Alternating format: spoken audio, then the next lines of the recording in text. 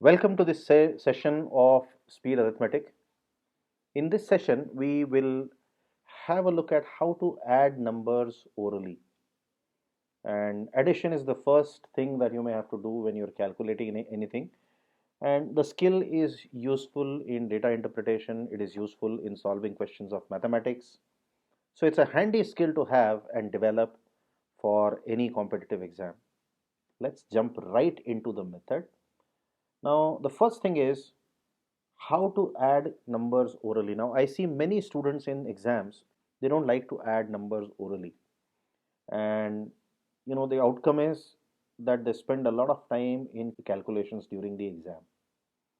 So, oral addition is one of the first skills that anybody should remember, and it's not very difficult to memorize, it's not very difficult to master.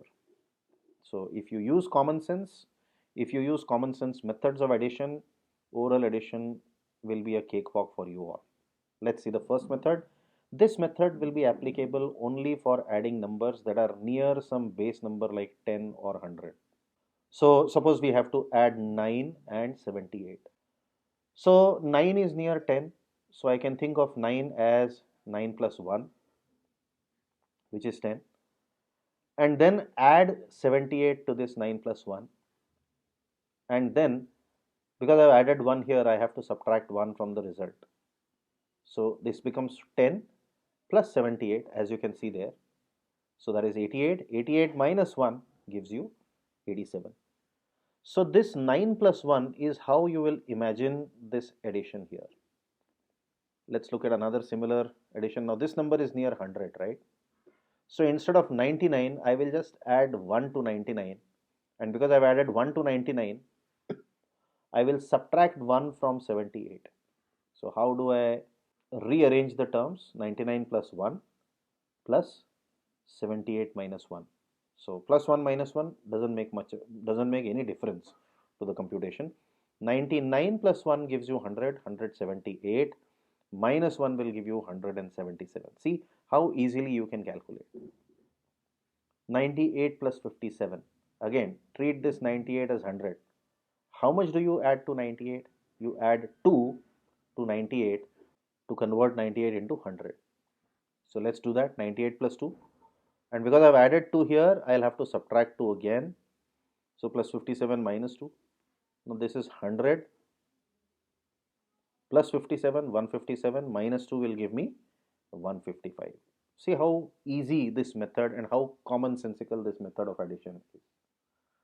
97 plus 127, again I will treat 97 as 100. So I add 3 to 97 and therefore I will subtract 3 from 127. So what does it become? 97 plus 3 plus 127 minus 3, and you get 100 plus 127, that is 227, minus 3 will give you 224.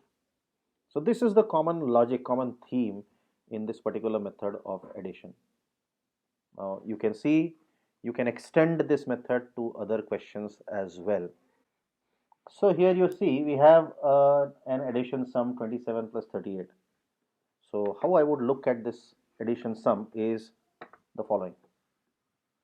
So what I'll do is I look at the bigger number, the larger number is 38. So I will write it as 38 plus 2,